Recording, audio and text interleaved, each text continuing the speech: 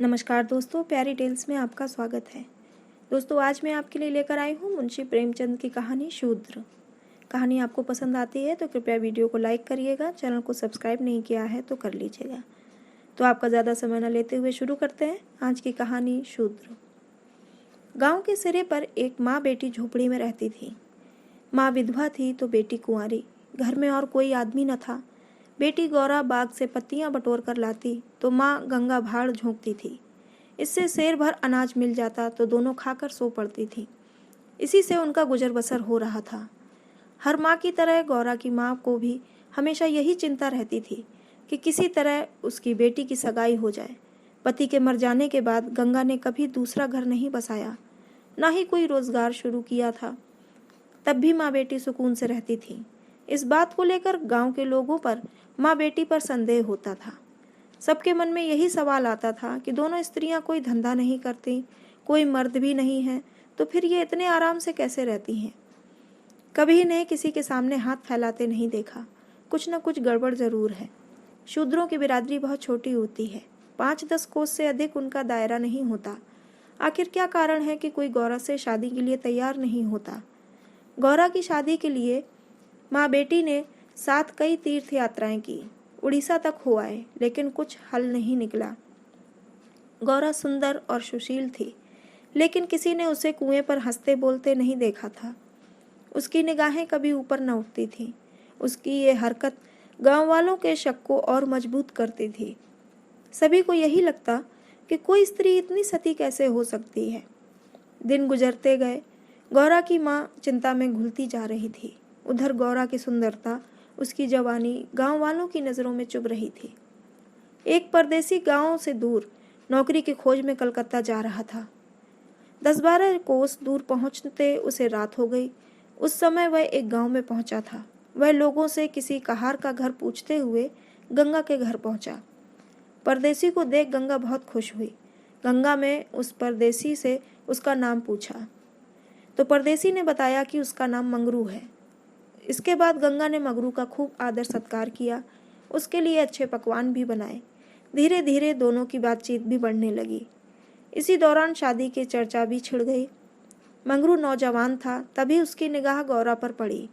गौरा एक सुंदर और शांत हाव भाव की लड़की थी, जिसे देखते ही मंगरू भी मोह में पड़ गया और वह झट से गौरा से सगाई के लिए मान गया। उसने 2-4 गहने खरीदे और कपड़े उधार लेकर सगाई कर ली। गंगा बेटी दामाद को अपनी नज़रों से दूर नहीं करना चाहती थी, इसलिए दोनों गंगा के साथ ही रहने लगे। 10-15 दिन भी नहीं बीते थे कि मंगरू के कानों में कई तरह की बातें पड़ने लगीं। बिरादरी के अलावा दूसरी जाति के लोग भी कई तरह की बातें बनाने लगे। मंगरू इन अटकलों से परेशान हो गया था, लेकिन वो गौरा को छोड़ना भी नहीं चाहता था। 1 महीने बाद मंगरू अपनी बहन के घर गया। बहन ने खाना परोसा। मंगरू ने बहनोई को साथ खाने के लिए कहा। बहनोई बोला, तुम खा लो, मैं बाद में खा लूँगा। मंगरू को कुछ संदेह हुआ। उसने साफ पूछ लिया कि आखिर बात क्या है। बहनोई बोला, मैं तुम्हारे साथ नहीं खा सकता। तुमने बिरादरी से बाहर शादी की है। किसी से कुछ पूछा न कुछ बताया। जब तक पंचायत नहीं होगी मैं तुम्हारे साथ उठ बैठ नहीं सकता। तुम्हारी हरकत की वजह से मैं समाज से रिश्ता नहीं खत्म कर सकता। मंगरू तेजी से उठा और ससुराल लौट आया। मन बेचैन था। उसने किसी से कुछ नहीं कहा और रात के अंधेरे में गौरा को छोड़कर चला गया। इसी तरह कई साल बीत गए, लेकिन मंगरू का कुछ पता न चला। पति के गायब होने पर भी गौरा उदास थी। वह हंसती खेलती, मांग में सिंदूर लगाती, रंग बिरंगे कपड़े पहनकर तैयार होती थी। अपने पीछे मंगरू एक भजन की किताब छोड़ गया था। खाली समय में गौरा उस किताब में से कोई भजन गाती थी। पहले गौरा गांव की औरतों से ज़्यादा मिलती जुलती नहीं थी। दरअसल उसके पास उन स्त्रियों से बात करने के लिए कोई विषय ही नहीं होता था। गौरा के पास अब गृहस्थ जीवन की ढेरों बातें थीं, जिसकी चर्चा वह गली मोहल्ले की औरतों के साथ करती थी। वह सभी को बताती कि मंगरू कितना अच्छा सहनशील है। तभी वहाँ मौजूद एक स्त्री ने पूछ लिया, गौरा, मंगरू तुम्हें छोड़कर क्यों चला गया? गौरा कहती, मर्द कभी ससुराल में रह सकता है भला? बाहर जाकर पैसे कमाना ही मर्द का असली काम है। वहीं जब कोई गौरा से ये सवाल करता कि मंगरू खत क्यों नहीं लिखता, इस पर गौरा मुस्कुराकर कहती, अपना ठिकाना बताने से डरते हैं, जानते हैं कि गौरा सामने आ पहुंचेगी। सच कहूँ तो मैं उनके बिना एक दिन भी नहीं रह सकती। एक सहेली बोली, तेरी बात हम नहीं मानते, जरूर मंगरू और तेरी लड़ाई हुई होगी, तभी इसी तरह बिना बताए वह तुझे छोड़कर चला गया। गौरा बोली, बहना, अपने भगवान से भी भला कोई लड़ता है क्या? जिस दिन ऐसी नौबत आई मैं कहीं जाकर डूब मरूंगी। कई दिनों बाद कलकत्ता से एक आदमी आया और गंगा के घर रुका। इत्तेफाक से वह मंगरू का पड़ोसी निकला। उसने कुछ पैसे और 2 साड़ियाँ गौरा के हाथ में थमाई और बोला कि मुझे मंगरू ने तुम्हें लेने के लिए भेजा है। ये सुनते ही गौरा की खुशी का ठिकाना न रहा। वो फटाफट जाने के लिए तैयार हो गई। गांव की औरतों से मिलाई और सबको अपने जाने की खबर दे आई। बेटी के जाने से गंगा मायूस थी, लेकिन साथ ही खुश भी थी। रास्ते भर गौरा के मन में हजारों अच्छे बुरे ख्याल आते रहे। बीच बीच में उसे अपनी माँ के अकेलेपन की भी याद आ जाती। डर सताता कि बेचारी अम्मा अकेले कैसे रहेगी, सारा काम अकेले करना पड़ेगा, बूढ़ी दिन भर रोती रहेगी। इसी उधेड़-बुन में रास्ता कट गया। लगभग 3 दिनों बाद गाड़ी कलकत्ता स्टेशन पर पहुंची। गौरा का दिल जोर से धड़क रहा था। वह प्लेटफार्म पर उतरकर मंगरू का इंतजार करने लगी।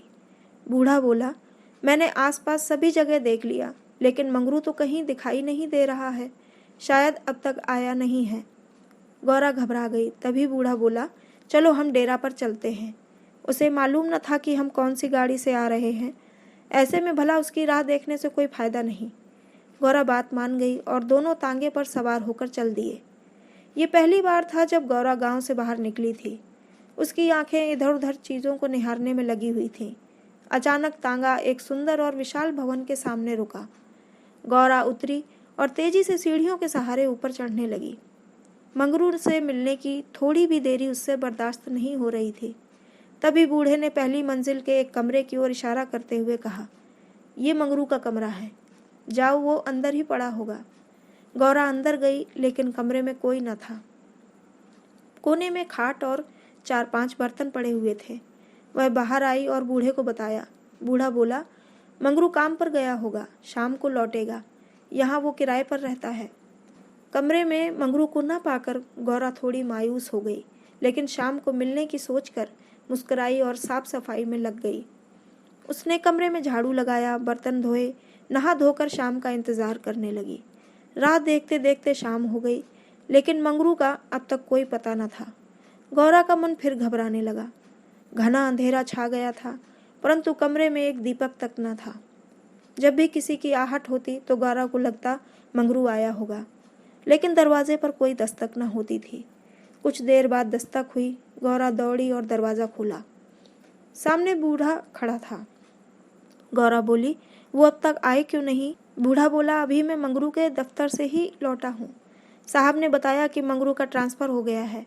मंगरू ने साहब से कई मिन्नतें की, लेकिन किसी ने उसकी एक न सुनी और दूसरी जगह भेज दिया। मैं दफ्तर से उसका नया पता लेकर आया हूँ। कल सुबह तुम्हें जहाज़ पर बैठा दूंगा, फिर तुम अपनी मंगरू के पास चली जाना। गौरा घबराकर बोली, जहाज में? कितने दिन का सफ़र होगा? बूढ़े ने कहा, कम से कम 8 से 10 दिन तो ज़रूर लगेंगे, लेकिन घबराओ मत, तुम्हें कोई परेशानी नहीं होगी। तय बात के मुताबिक अगले दिन गौरा बूढ़े के साथ मंगरू के पास जाने के लिए निकली। बूढ़े ने उसे जहाज पर बैठाया और विदा किया। जहाज जैसे जैसे किनारे से अलग हो रहा था, वैसे वैसे गौरा को लग रहा था कि अब उसकी अम्मा, गांव सब पीछे छूट रहा है। चारों ओर पानी पानी देख गौरा का मन अजीब हो रहा था। अनजान जगह में मंगरू को कहाँ खोजेगी, ये सोच सोच कर उसका दिल बैठा जा रहा था। जहाज पर कई स्त्रियां और पुरुष सवार थे। गौरा उन्हें देख और उनकी बातें सुन रही थी। तभी उसकी नज़र एक कोने में अकेली बैठी स्त्री पर पड़ी। गौरा ने हिम्मत कर उससे पूछा, कहाँ जा रही हो बहन? ये सुनते ही स्त्री की आंखें डबडबा गईं। बोली, मुझे नहीं मालूम कि मैं कहाँ जा रही हूँ, बस जहाँ भाग्य ले जाए वहीं चली जा रही हूँ। तुम कहाँ जा रही हो? गौरा बोली, मैं तो अपने मालिक के पास। स्त्री झट से बोली, बहन, तुम्हें कोई बहला फुसला कर लाया है? तुम किसके साथ यहाँ आई? गौरा ने कहा, मुझे एक बूढ़ा ब्राह्मण यहाँ बैठा गया। मैं तो अपने पति से मिलने कलकत्ता आई थी। स्त्री बोली, किनारे पर जो लंबा दुबला पतला सा बूढ़ा था, जिसकी एक आंख फूली हुई थी, वही? गौरा, हाँ बहन, वही। स्त्री बोली, बहन, उसी दुष्ट ने मेरा जीवन बर्बाद किया है। भगवान करे उसकी 7 पुश्तों को नरक नसीब हो। उस कपटी के कारण मैं किसी को मुंह दिखाने लायक नहीं रही। अब जा रही हूँ मिस्र देश, वहीं मेहनत मजदूरी करके गुजर बसर करूँगी। ये सब सुनकर गौरा के मुंह से बोल न फूटे। वो सोचने लगी कि अब क्या करूँगी। उसे अपनी माँ, अपने गांव, सहेलियों की याद आने लगी। कुछ क्षण बाद हिम्मत करके बोली, अब क्या करें बहन? स्त्री बोली, अब ये तो वहाँ पहुँचने के बाद ही मालूम चलेगा। ये कहते कहते वो ज़ोर ज़ोर से रोने लगी और अपना दुख बताने लगी। गौरा ने हिम्मत दी तो स्त्री ने बताया कि शादी के 3रे साल में उसके पति की मौत हो गई। पति के ख्यालों के साथ वह किसी तरह जी ही रही थी कि एक रोज़ पापी बूढ़ा वेश बदल कर भिक्षा मांगने आया। उसने सन्यासी का रूप धारण किया हुआ था। मैं उसके जाल में फंस गई और आज मेरी ये दुर्दशा है। इसने मुझे पति से मिलवाने का लालच दिया। मैं बेवकूफ़ पति से मिलने की चाह में इस बहरूपिया की बात में फंस गई और इसके साथ चल दी। आगे की कहानी मुझे नहीं मालूम। अगले दिन जब मुझे होश आया तो मैं घर भी नहीं लौट सकती थी। अब बूढ़ा मुझे यहाँ ले आया और जहाज़ पर छोड़ गया है। स्त्री की बातें सुनकर गौरा को समझ नहीं आ रहा था कि वह क्या प्रतिक्रिया दे। वह बिल्कुल मौन हो गई थी। मंगरू से मिलन का सपना एक झटके में टूट गया था। गौरा को इस हाल में देख स्त्री बोली, भगवान पर भरोसा और साहस रखो बहन। हिम्मत पाकर गौरा बोली, मुझे अब तुम्हारा ही सहारा है। मैं और तुम दोनों अब साथ ही रहेंगे। स्त्री कुछ न बोली। दोनों एकटक नीले आकाश की ओर निहारने लगी। कई घंटों बाद जहाज किनारे पर पहुंचा। सभी यात्री उतरने लगे। तट पर मौजूद एक आदमी सभी यात्रियों के नाम लिख रहा था। अब गौरा के उतरने की बारी थी। जैसे ही उसने पांव नीचे रखा, वो चौंक गई। उसके शरीर में करंट दौड़ गया। वो जड़ बन गई। न कुछ बोल पा रही थी और न ही पीछे से आवाज़ दे रहे यात्रियों की बात सुन रही थी। ऐसा लगा मानो दुनिया रुक गई हो। गौरा के सामने वह दृश्य था जिसकी उसने उम्मीद छोड़ दी थी। तट पर खड़ा व्यक्ति जो यात्रियों के नाम लिख रहा था, वह कोई और नहीं बल्कि मंगरू था।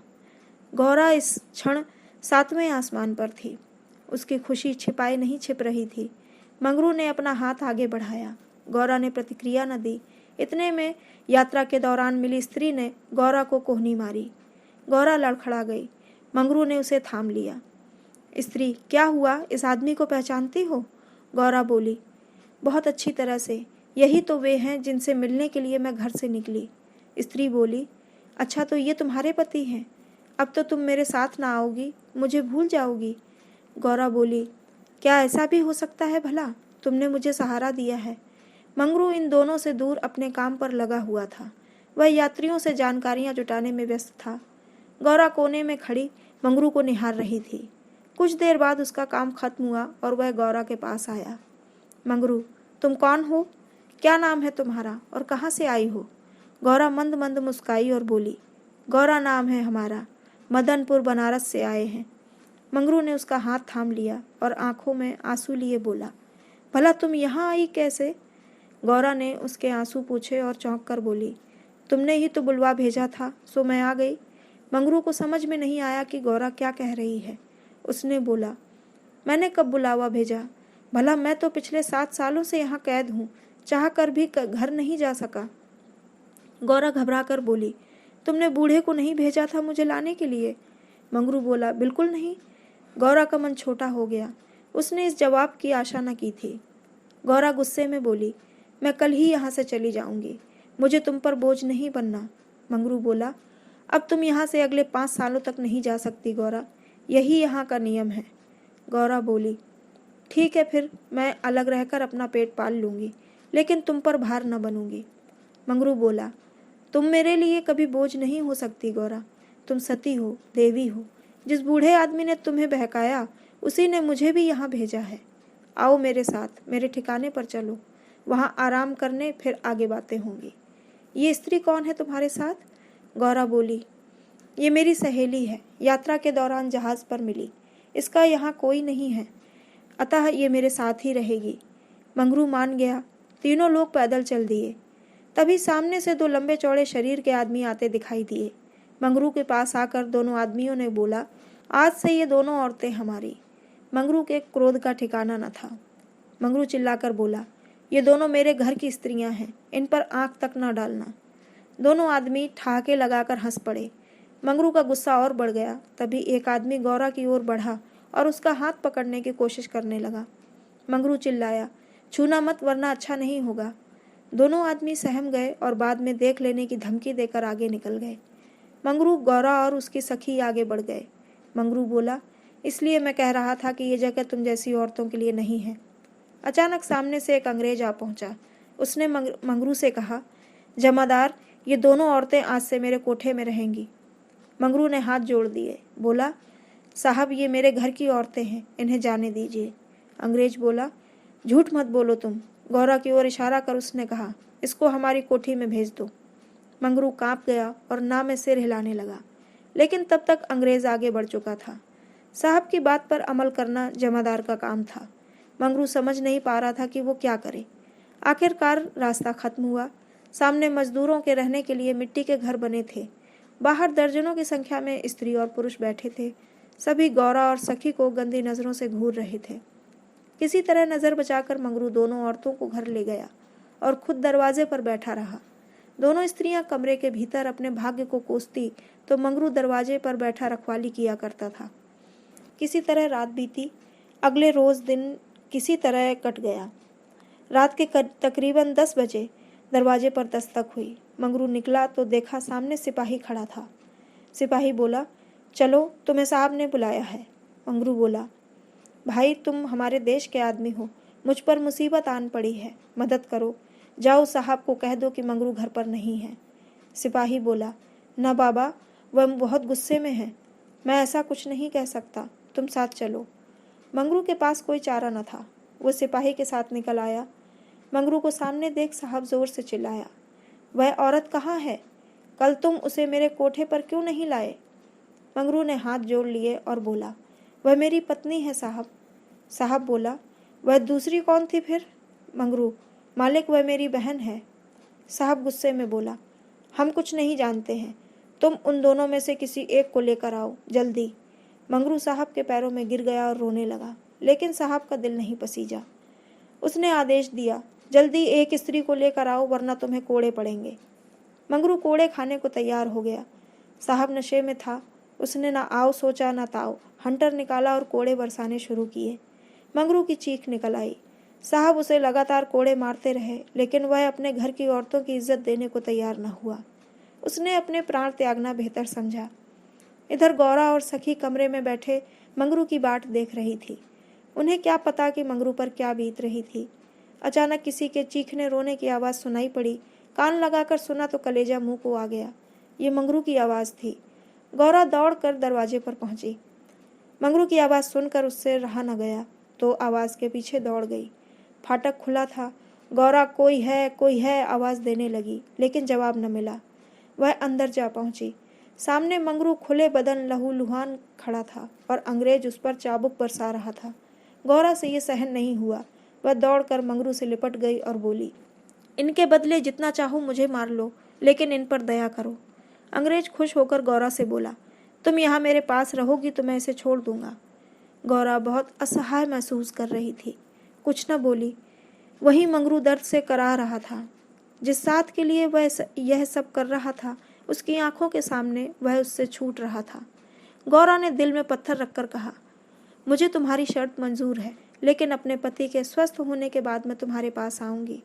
अंग्रेज बात मान गया। उसने मंगरू पर अत्याचार बंद किया और सिपाही को उसे अस्पताल में भर्ती कराने का आदेश दिया। मंगरू को अस्पताल ले जाया गया। गौरा भी उसके साथ थी। इलाज के दौरान गौरा एक क्षण के लिए भी मंगरू के सामने से नहीं हटी। 4 दिनों के इलाज के बाद मंगरू ने आंखें खोली। तय शर्त के मुताबिक अब गौरा को मंगरू का साथ छोड़ अंग्रेज के पास जाना था। ये उसे मंजूर नहीं था। ऐसे में उसने मरना बेहतर समझा। अस्पताल के बाहर नदी की धार बह रही थी। गौरा जाकर उसमें कूद पड़ी। आनन फानन में एक अस्पताल कर्मचारी दौड़ा, मंगरू के पास आया और गौरा के नदी में कूदने की सूचना दी। मंगरू की आंखों के सामने अंधेरा छा गया। उसे कुछ समझ नहीं आया। दौड़कर नदी के सामने पहुंचा और छलांग मार दी। जीते जी जो कभी साथ नहीं रह पाए, अब वे दोनों परलोक की यात्रा में साथ जा रहे हैं। दोस्तों, ये कहानी आपको कैसी लगी? हमें कमेंट में ज़रूर बताइएगा। और इसी तरीके की प्यारी प्यारी कहानियाँ सुनने के लिए चैनल को सब्सक्राइब कर लीजिएगा। कहानी को अंत तक सुनने के लिए आपका बहुत बहुत धन्यवाद।